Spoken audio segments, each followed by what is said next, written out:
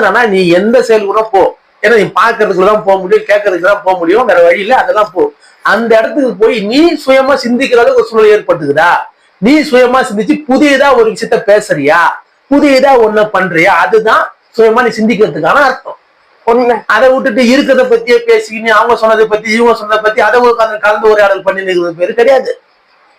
இது பேர் சுய சுதந்திரம் கிடையாது. இருக்கிறத திருப்பி திருப்பி பேசிக்கிறீங்க. இந்த புக்குல போட்டுக்கிறது, இந்த புக்குல போட்டு, அந்த புக்குல போட்டு, அதை போட்டு போட்டு பத்தி பத்தி பார்த்துக்கிறீங்க. இது ஒரு மார்க்கமும் ஒரு மதமும் பண்ணுகிற வேலை தான். ஆனா சுயமா ஒண்ணு சிந்திக்கணும், அதை பண்ணாது. அதுக்குள்ள அறிவு ஏற்படும், எல்லாத்தையும் மாத்தி புதுசா ஒரு விஷயத்த எக்ஸ்பிளைன் பண்ணும்.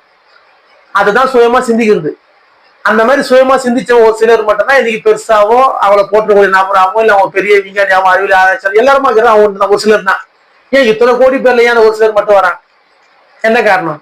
அவன் ஒருத்தன் தான் சுயமா சிந்திக்கிறான், மீதி பேர்லாம் சுயமா சிந்திக்கல. அவங்க சிந்திச்சதான் நீங்க எல்லாரும் சேர்ந்து இது பெஸ்ட் இது சூப்பர்னு சொல்லி கும்பல கூடின்னு இதை பத்தியே பேசிக்கின்னு ஆக மட்டும் இது சிம்பிளா நீங்க சொல்லணும்னு பாத்தீங்கன்னா எல்லாரும் நம்ம வந்து ஒரு பாட்டி எல்லாம் கும்பலுக்குள்ள கதை பேசுவாங்கல்ல, பாத்துருக்கீங்களா? அந்த மாதிரி பண்ணுகிறோம் நம்ம. நான் இந்த கும்பல்ல இருக்கிறேன், நான் இந்த கூட்டத்துல இருக்கிறேன், நான் இந்த மார்க்கத்துல இருக்கிறேன், நான் இந்த மாதத்துல இருக்கிறேன். ஆனா யாருமே சுயமா சிந்திச்சுன்னா ஓட்டோடு கிடையாது.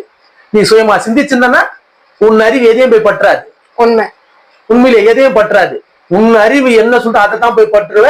நீ பேசுறது புதுசா இருக்கும், நீ பேசுற வார்த்தைகள் இந்த இடத்துக்கு புதியதான ஒரு விஷயத்தை ஏற்படுத்தி கொடுக்கும், நிச்சயமா புதியதான ஒரு வழியும் கொடுக்கும். அதுதான் சுயமா சிந்திச்சு நீ பண்றதுன்னு அர்த்தம். அதை விடுத்து நீங்க யாரா சொல்றது அதை போய் ஆராய்ச்சி பண்ண இது பண்ண அதை கன்ஃபார்ம் பண்ணுவேன், அதுதான் கரெக்டா நான் கண்டுபிடிப்பேன். ஏய் நீ அதை கண்டுபிடிச்சாலும் நீ அதில் தான் அர்த்தம். நீ சரியா தப்பான கண்டுபிடிச்ச அதெல்லாம் தவிர்த்து புதியதான ஒரு விஷயத்துக்குள்ள போகணும். புதுசா ஒரு விஷயத்த நீ அணுகணும், புதுசா உடனே புரிஞ்சுக்கணும், புதுசா உனக்கு ஒண்ணு தெரியணும், புதுசா நீ ஒரு வார்த்தையை பேசணும். அப்படி புதியதா ஒரு விஷயத்த நீ என்னைக்கு நீ அணுக முடியுது உன்னால போக முடியுது, ஏன்னா அப்பதான் உனக்கு பயம் போகும்.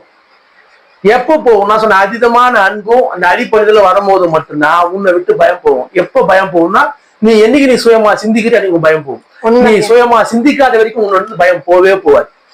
ஏன் பயம் போல? நீ சுயமா சிந்திக்கல, அதனால உன்னோட பயம் போல. நீ சுயமா சிந்திச்சு பாரு.